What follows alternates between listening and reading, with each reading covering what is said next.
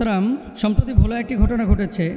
বেশ কিছুদিন আগে বোন মারা গিয়েছে এবং ভাই বারবার মৃত বোনকে স্বপ্নে দেখছিলেন, কখনো কখনো কবর থেকে ঘ্রাণ পাচ্ছিলেন। পরবর্তীতে কবর থেকে তার লাশ তোলার জন্য নাকি বলা হচ্ছিল।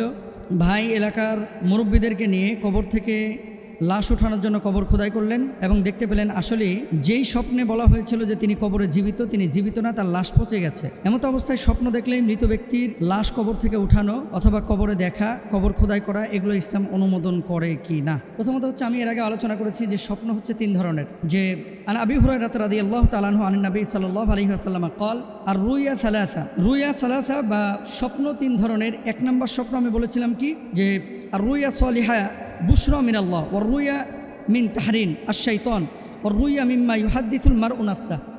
কিছু স্বপ্ন আছে যেটা আল্লাহর পক্ষ থেকে, কিছু স্বপ্ন আছে যেটা শয়তানের পক্ষ থেকে, আর কিছু স্বপ্ন আছে যেটা চিন্তাপ্রসূত মানুষ কি করে দেখতে পায়। এখন বোন মারা গিয়েছে, ভাই হয়তো বা তাকে নিয়ে বেশি ভাবেন, এজন্য স্বপ্নে কিছু দেখেছেন। কবর থেকে সুঘ্রাণ আসে, অনেক সময় আগরবাতি কবরের পাশে অনেকে জ্বালায়।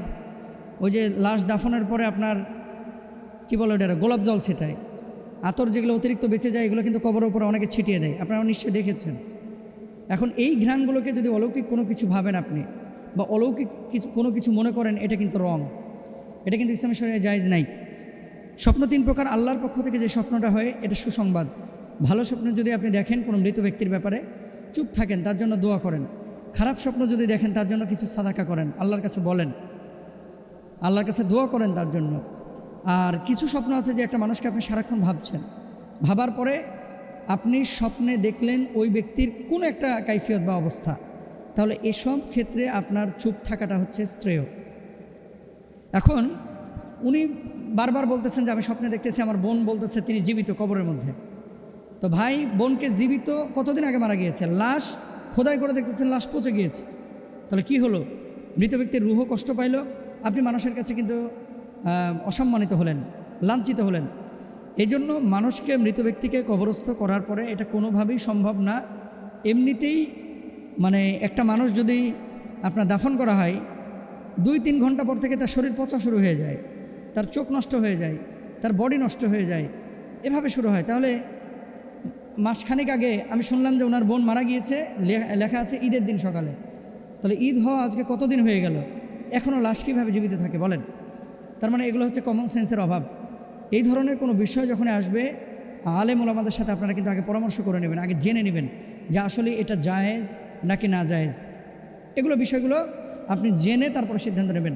হুট করে লাশ তুলবেন, এটা কিন্তু কোনোভাবে উচিত না।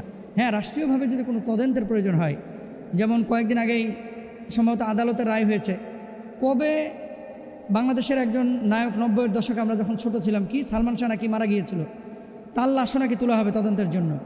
তো এখন আদালত যদি কোনো ব্যক্তির তদন্তের জন্য লাশ তুলতে পারে, শরিয়া যদিও এটাকে নিরুৎসাহিত করে, কিন্তু তদন্তের জন্য কবর থেকে লাশ তোলা জায়েজ আছে। তদন্তের জন্য যদিও শরিয়া এটাকে নিরুৎসাহিত করে। আপনি একটা স্বপ্ন দেখলেন আর হুট করে কবর খোদাই করে বোনের বা বাবার বা মায়ের লাশ তুলবেন, এটা শরিয়া কোনোভাবেই অনুমোদন করে না। সুতরাং এরকম কোনো স্বপ্ন দেখলে পেরেশান না হয়ে ইসলামিক স্কলার আলেম ওলামাদের সাথে পরামর্শ করবেন। আল্লাহ বুঝদান করুন।